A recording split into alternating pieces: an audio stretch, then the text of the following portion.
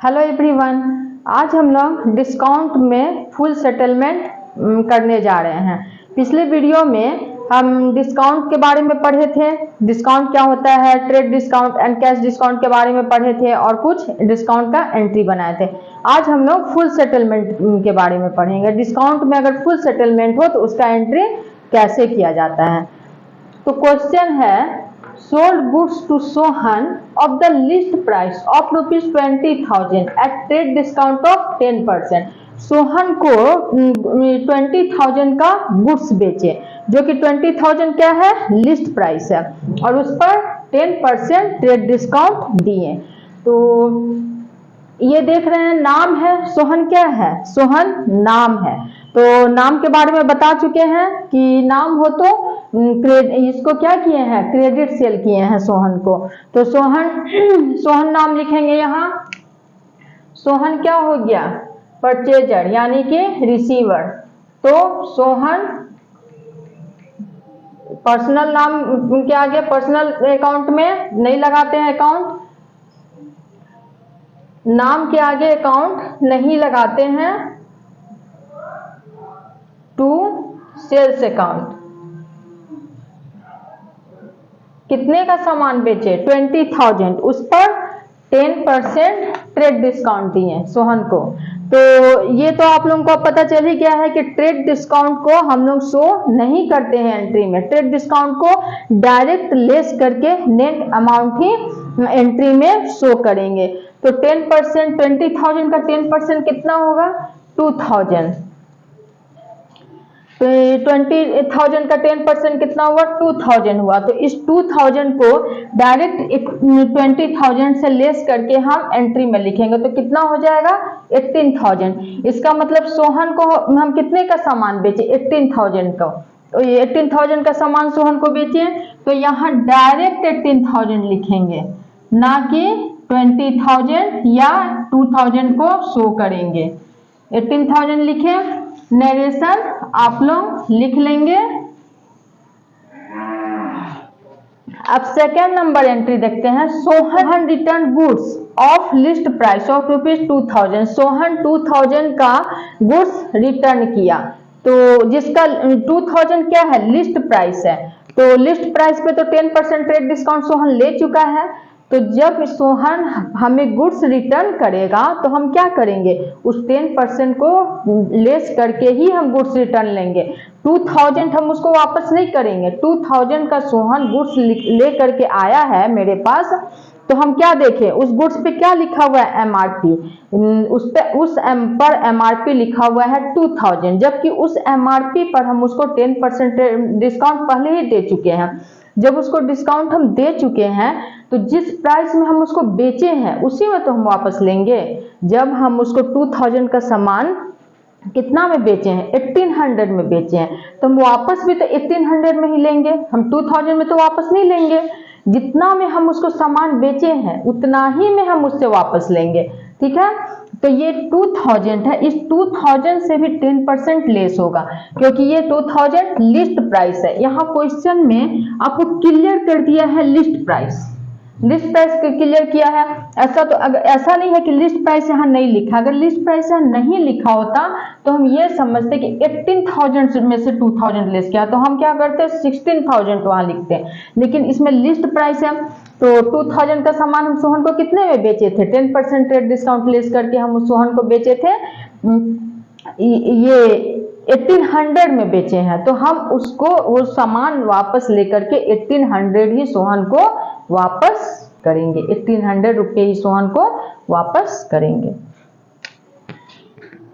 तो ये है सेल्स रिटर्न। सेल्स रिटर्न क्या होता है, इन सेल्स रिटर्न मेरे पास जो सामान हम सेल किए थे, जो गुड्स हम सेल किए थे, गुड्स क्या हुआ, मेरे पास वापस आ गया। तो मेरे पास क्या हुआ, लॉस हुआ हमको। इनकम जो हमारा था 1800 का, वो तो फिर मेरा इनकम कम हो गया। ये तो पता है कि जब भी सामान बेचा हुआ सामान मेरे पास वापस आ गया और कैश हमको 1800 उसको वापस देना पड़ा, तो 1800 क्या हुआ, मेरा कम हो गया। इसका मतलब लॉस हुआ, और लॉस को क्या करते हैं, डेबिट करते हैं। और सेल्स रिटर्न को रिटर्न्स इनवर्ड भी कहते हैं। तो लॉस को क्या किया जाता है, डेबिट। तो रिटर्न्स इनवर्ड को क्या करेंगे, डेबिट। हम यहाँ शॉर्ट में लिख रहे हैं बच्चों रिटर्न्स इनवर्ड, आप लोग कभी शॉर्ट में नहीं लिखोगे। Returns inward account debit to Sohan to Sohan.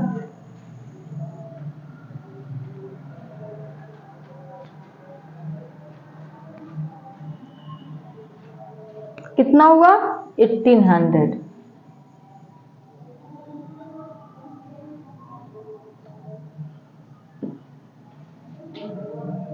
To Sohan. अब देखते हैं third number entry, receipt from Sohan ₹16,000 in full settlement of his account. Sohan से हमें कितना मिला 16,000 जो कि फुल सेटलमेंट हो गया।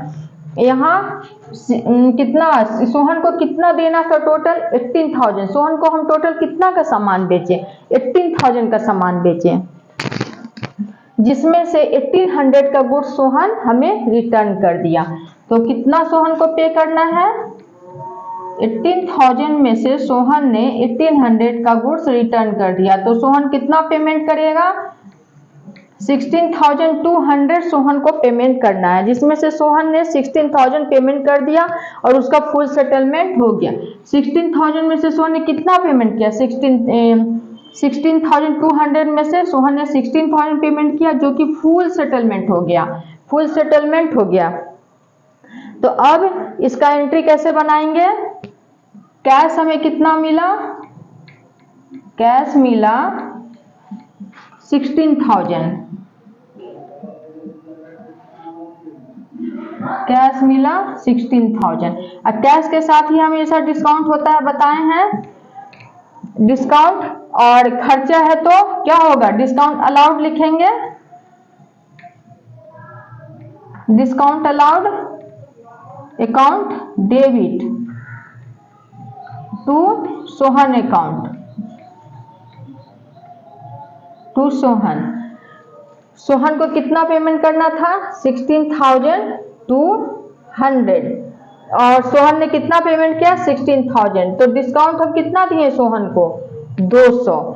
डिस्काउंट डेबिट क्यों होगा, क्योंकि हमको कितना मिलना था 16,000 मिलना था, लेकिन कितना मिला सॉरी हमको कितना मिलना था 16,200 मिलना था, 16,200 मिलना था, जितना जिसमें से कितना मिला हमको 16,000 मिला। तो 200 रुपया मेरे लिए तो नुकसान हुआ ना, नुकसान लॉस हुआ। तो लॉस को हम क्या करते हैं डेबिट करते हैं। तो यहाँ क्या किए डिस्काउंट अलाउड को डेबिट किए। इस तरह से डिस्काउंट के बारे में दो रूल आप लोग समझिएगा, एक तो कैश के साथ आता है और डिस्काउंट के साथ डिस्काउंट या तो अलाउड होगा या फिर रिसीव्ड होगा। डेबिट में आया है इसका मतलब डिस्काउंट एक्सपेंस है, तो डिस्काउंट के साथ क्या लिखेंगे अलाउड लिखेंगे। अब क्रेडिट में आएगा डिस्काउंट कैश के साथ, इसका क्रेडिट में आएगा इसका मतलब डिस्काउंट इनकम है, तो डिस्काउंट के साथ क्या लिखेंगे रिसीव्ड लिखेंगे। जब भी डेबिट में आए तो डिस्काउंट अलाउड, डिस्काउंट दिए तो मेरे लिए क्या हुआ खर्चा हुआ, डिस्काउंट रिसीव्ड इसका मतलब क्या हुआ डिस्काउंट मिला, तो डिस्काउंट क्या हुआ इनकम हुआ। ये दो रूल समझ गए डिस्काउंट का। अब यहां तक आप लोगों को समझ में आ गया फुल सेटलमेंट के बारे में। एक और ट्रांजैक्शन हम लोग देखते हैं डिस्काउंट से, sold goods to Hari for ₹50,000 at 20% trade discount and 5% cash discount. Hari को 50,000 का सामान बेचे जिसमें 20% ट्रेड डिस्काउंट मिला एंड 5% कैश डिस्काउंट मिला।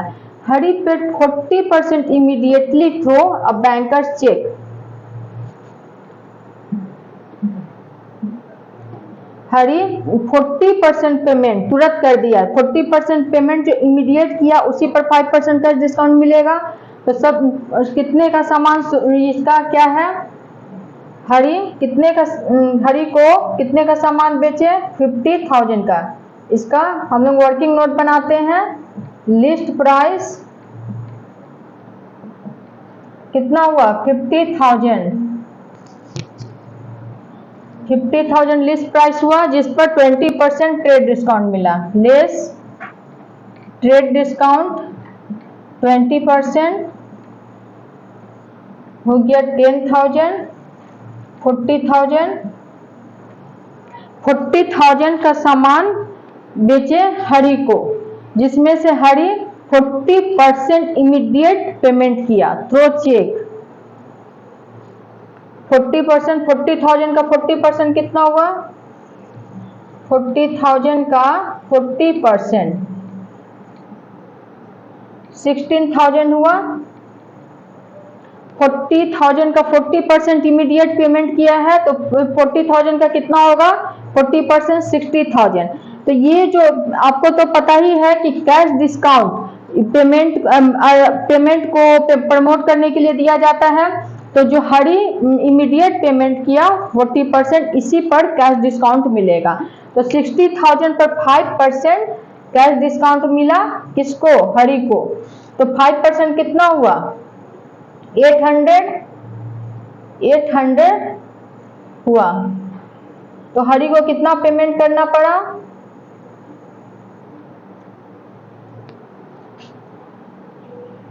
यहां एंट्री बनाते हैं, कैश अकाउंट डेबिट।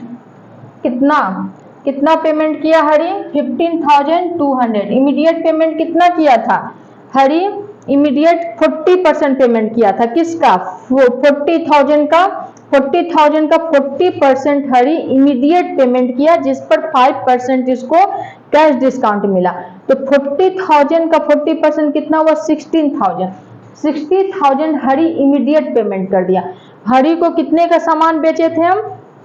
50,000 का, जिसमें से हम ट्रेड डिस्काउंट उसको कितना दिए? 20%। तो टोटल हम उसको कितने में बेचे? 50,000 का सामान कितने में बेचे? 40,000 में बेचे। और 40,000 का 40% हरि ने इमीडिएट पेमेंट किया। 40,000 का 40% कितना हुआ? 16,000। 60,000 हरि ने क्या किया? इमीडिएट पेमेंट किया, जिस पर हम उसको क्या किया? 5% कैश डिस्काउंट दिए। 5% कैश डिस्काउंट दिया, तो हरि कितना पेमेंट करेगा इमीडिएट? यहाँ बैंक से पेमेंट किया है हरि, बैंकर। जहां भी आप लोग एक बात ध्यान रखिए कि जहां भी चेक आएगा, इसका मतलब पेमेंट बैंक से हुआ है। चेक जहां भी रहेगा क्वेश्चन में, इसका मतलब आप लोग यही समझिएगा कि पेमेंट बैंक के थ्रू हुआ है। तो यहाँ कैश नहीं लिख करके क्या लिखेंगे? बैंक। यहाँ बैंक लिखेंगे। और ये बताए हुए हैं हम कि जब भी कैश और बैंक के साथ ही डिस्काउंट आता है, कैश और बैंक के साथ ही डिस्काउंट आता है, तो यहाँ बैंक है तो डिस्काउंट भी इमीडिएट पेमेंट कितना किया? बैंक के थ्रू 15,200। बैंक से कितना पेमेंट किया? 15,200, जिस पर इसको डिस्काउंट मिला। डिस्काउंट हम दिए कितना? 5%, जो कि 5% कितना हुआ? 16,000 का 800 हरि को डिस्काउंट दिए। अब कितना होगा? हरि के पास कितना बचा? अब कितना पेमेंट करना बचा हुआ है? 60%। 40%। तो हरि ने इमीडिएट पेमेंट कर दिया।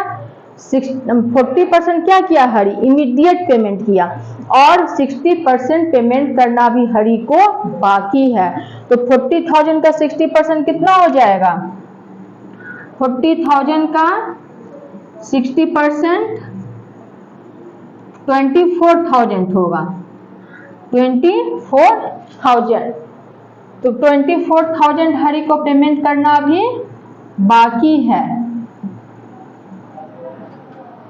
24,000 टू सेल्स अकाउंट। कितना टोटल कितने का सेल किए थे? 40,000 का।